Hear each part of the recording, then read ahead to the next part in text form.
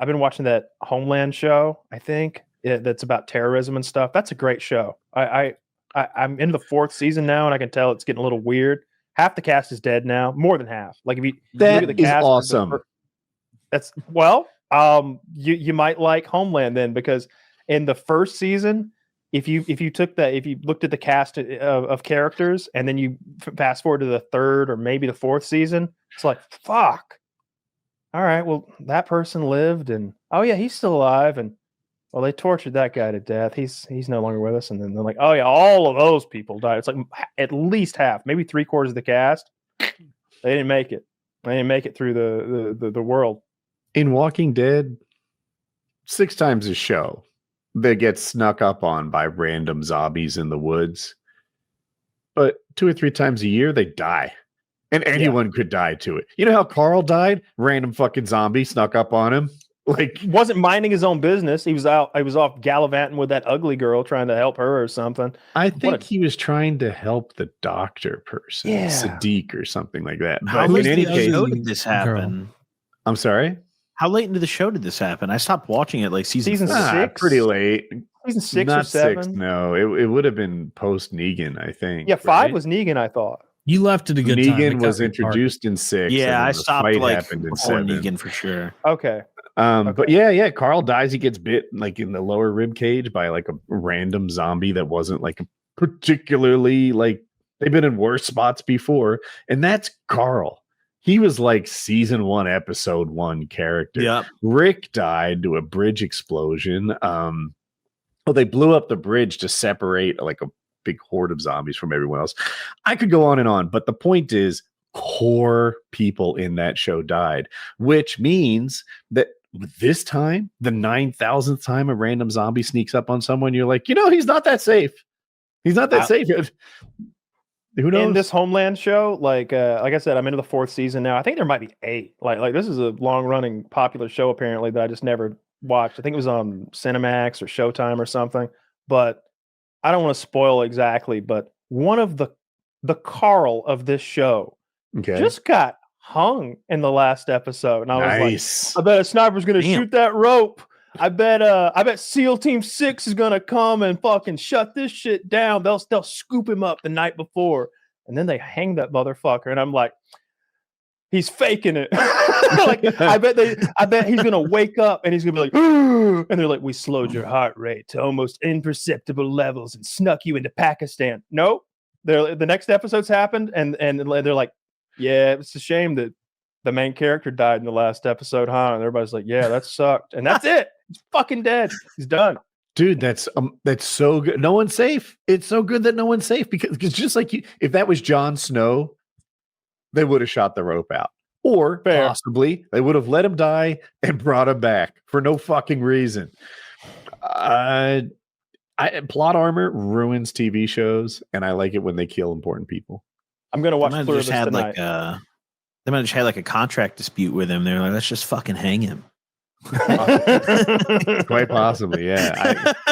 I know in Walking Dead, contracts or even just personality disputes were part of the reason characters died. Especially season 2. But Frank Darabont, I think, is the guy who it was like the creator showrunner for season 1. Then they cut his budget, ordered twice as many episodes for season 2.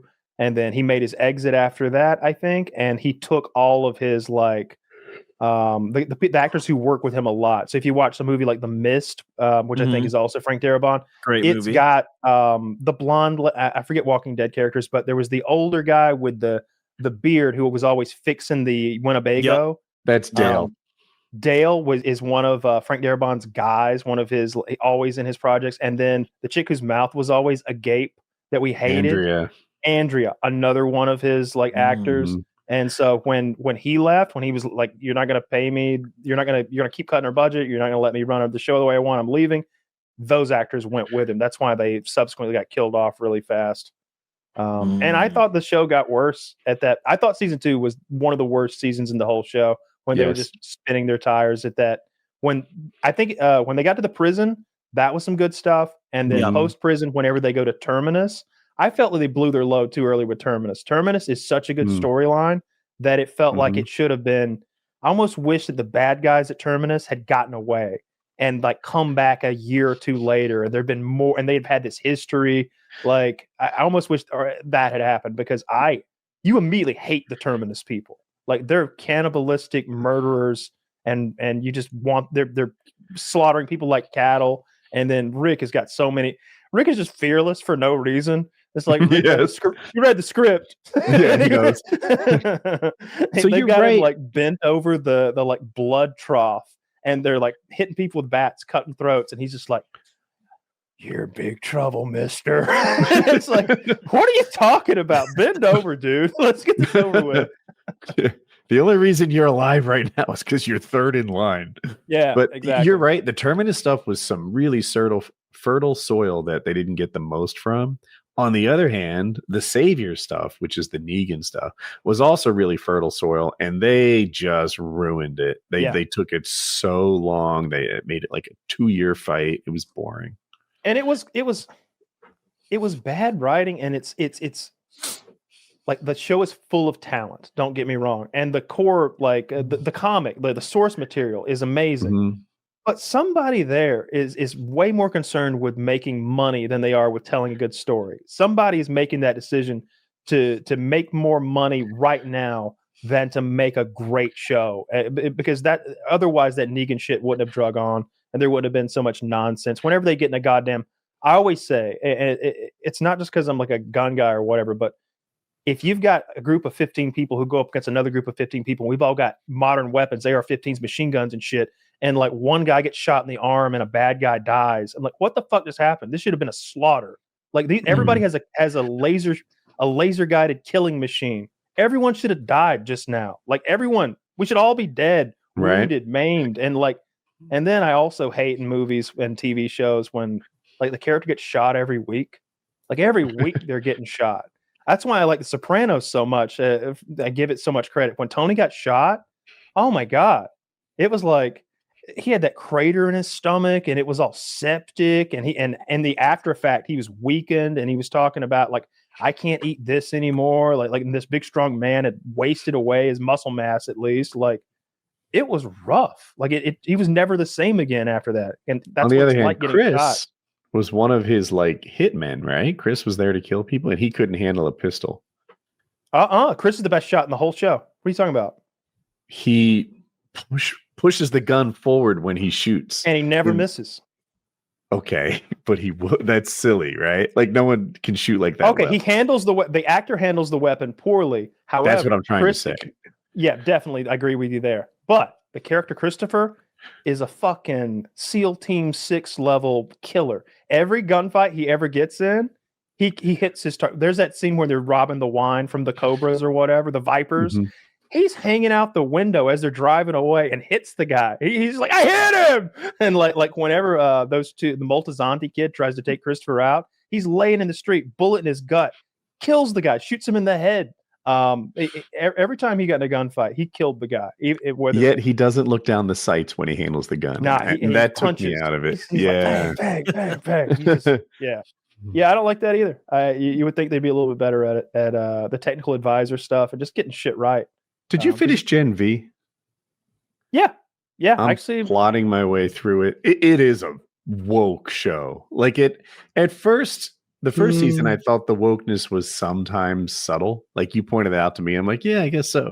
Not this. It's just getting woker and woker. It's a little frustrating. And what are the most frustrating parts, Woody? I'm curious. Oh shit! I'm gonna fail this quiz. I guess there's a not even a different kind of trans person, one who actually turns into a boy and girl at will, and they have like different powers that kind of fit their male and female stereotypes. When he's a boy, he's big and strong. When he's a girl, he has some other power, cleverness or something. And energy blasts or something like that. Energy blasts, maybe. The girl that uses blood to manipulate things. It started when she got her first period. and she killed her mom, and she thought she killed her sister, but turns out she's alive. Her powers are also linked to self-harm in a way because she had to cut herself to do it. And it's this mental thing. And then the other there's girl, another her girl who power gets is big and bulimia. small. Yeah, and when she gets larger and smaller, it's hugely impactful on her sense of self-worth. So like when she wants to get bigger, she eats a lot. She can get really big, like 18 feet tall. Oh wow, And she can get really small, like 3 inches tall. And she does that by purging, by throwing up or by eating a lot. And it's just sort of a extreme eating disorder type thing. Mm-hmm. And dude, there's a little woke message everywhere. Whereas like The Boys, for example, doesn't seem that woke. It's pretty woke, self-serving. Well, then maybe it slipped. I don't know. You don't watch The Boys, Taylor. What are you doing? I've seen those clips. I seen it. God. Oh my god! I don't know. Don't let him troll you, Woody. He doesn't watch. He doesn't watch anything. He plays Age of Empires, Pokemon, and he watches King of the Hill reruns. He doesn't know anything about that's modern not television. true. A lot of I'm watching King of the Hill's a great show. I'm watching Top Gear right now. They hit like 25 or so and they just stop absorbing new content. Taylor has done that more hardcore than anyone else I know. He is playing video games from 10 years ago. He's watching TV shows from 10 years ago. Everything. He's got a dude. He is in 2015 and will never leave it. Dude, I just regress. Like I just when it comes to the important content, I just read books for it. And so I backfill all the other stuff. Not me. I stay hip skibbity. I felt that one. I don't even. You know what's funny is I don't even know the cringe you're referencing, but I can feel it myself. Good, you don't know that. Don't do that, Woody. 67. I refuse to engage in 6'7". I just ignore when I see it. I like catch it out of the corner of my eye, like your dad's dick when he's stepping out of the shower. And I knew that was a meme that wasn't for me, so I moved past it. Yeah, I don't want any part of that. That one's. I don't want to. I don't care. I just don't care is the answer to that one. But yeah, Gen V, very woke. Its core concept is woke. I like it though. I don't give a shit. Preach, sister. I don't care at all. Yeah, but because there's enough coolness in between. I like the powers and I like the fights and I like that villain. I thought he was pretty sick. I finished the show, so I don't want to do any spoilers. But I will say the end of it is going to lead right into The Boys. That's why I'm watching it. I felt like I'm almost doing my homework because I really like The Boys. You 100% are. If you didn't watch this and you just jumped into The Boys, you'd be like, huh, who are these people? And why are they now with these people? They set the stage. The end of Gen V becomes the beginning of The Boys. And this is the last season of The Boys. So I'm psyched to see it. They're going to mix in some Trump shit, I'm sure. I hope that they... I hope so. I hope there's all sorts of Trump-related stuff. I don't give a fuck. I like it. I love Homelander. I think that guy's an incredible actor. I think that's one of the best characters I've ever seen on TV. Like it's one of the best villains for sure. He's very perfect. Yes, he's so good at it. He's so good at being awful. Is he an incredible actor? Perfect for this role. I'd like to see help me with the Breaking Bad guy, the star of the show. Walter White. Fucking, but I was going for Brian Cranston.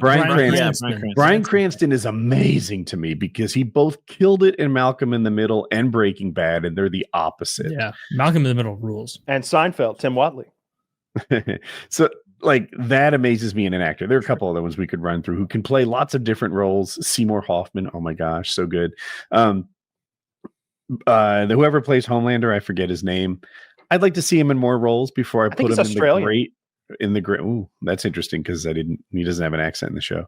But I want to see him kill some more roles before I put him up there. But he's great for this one. Yeah, I agree. He was in a TV show where he's like pretending to be a sheriff or something. It's like an action TV show, but I've never picked it up. Yeah, he's great at it. And then the end of last season, he was getting like gray pubic hairs and having he was like hallucinating and getting like freaking weird. And it's so scary to see someone that powerful become unstable. I think that alone is a good storyline.